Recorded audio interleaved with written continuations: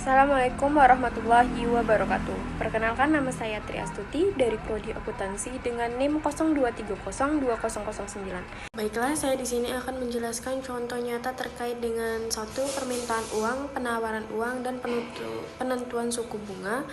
Yang kedua, mekanisme transmisi, dan yang terakhir ada efek penawaran uang dalam analisis AD atau AS. Saya akan menjelaskan permintaan uang, penawaran uang, dan penentuan suku bunga. Grafik permintaan uang menunjukkan hubungan antara tingkat suku bunga dan jumlah uang yang diminta oleh masyarakat.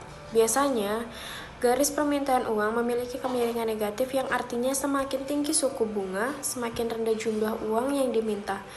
Di sisi lain, grafik penawaran uang menunjukkan hubungan antara tingkat suku bunga dan jumlah uang yang disediakan oleh bank sentral atau lembaga keuangan. Ketika suku bunga naik, penawaran uang biasanya meningkat karena lebih banyak orang yang akan menyimpan uang mereka di bank daripada pengeluarannya. Selanjutnya, titik keseimbangan antara penawaran dan permintaan uang menentukan tingkat suku bunga pasar.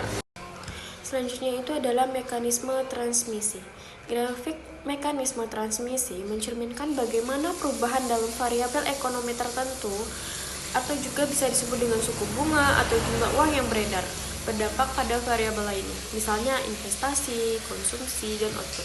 Grafik ini seringkali melibatkan serangkaian panah atau tautan yang menghubungkan berbagai sektor ekonomi, menunjukkan bagaimana perubahan di suatu sektor dapat ditransmisikan ke sektor lainnya. Akhirnya mempengaruhi output agregat di tingkat harga. Adalah efek penawaran uang dalam analisis AD atau AS. Grafik AD atau AS atau bisa disebut dengan agregat demand atau agregat supply menggambarkan hubungan antara tingkat harga dan output agregat dalam perekonomian. Ketika penawaran uang bertambah karena kebijakan moneter longgar, grafik penawaran agregat akan bergeser ke kanan, menurunkan tingkat suku bunga, dan meningkatkan output agregat. Ini disebut dengan efek penawaran uang dalam analisis AD atau AS. Sebaliknya, jika penawaran uang berkurang, grafik penawaran agregat akan bergeser ke kiri, meningkatkan tingkat suku bunga dan menurunkan output agregat. Selanjutnya, 3 dari materi yang sudah saya jelaskan di atas, saya mengambil salah satu contoh grafik, yaitu grafik efek penawaran uang dalam analisis AD atau AS.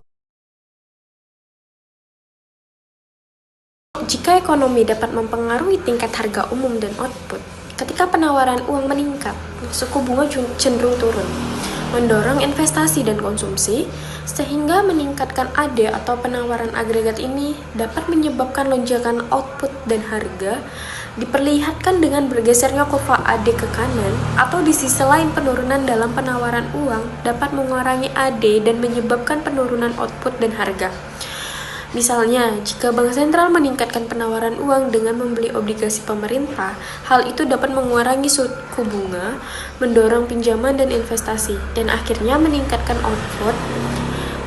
Grafik AD atau AS akan menunjukkan hubungan antara penawaran uang, AD, AS, dan tingkatkan harga umum dalam ekonomi.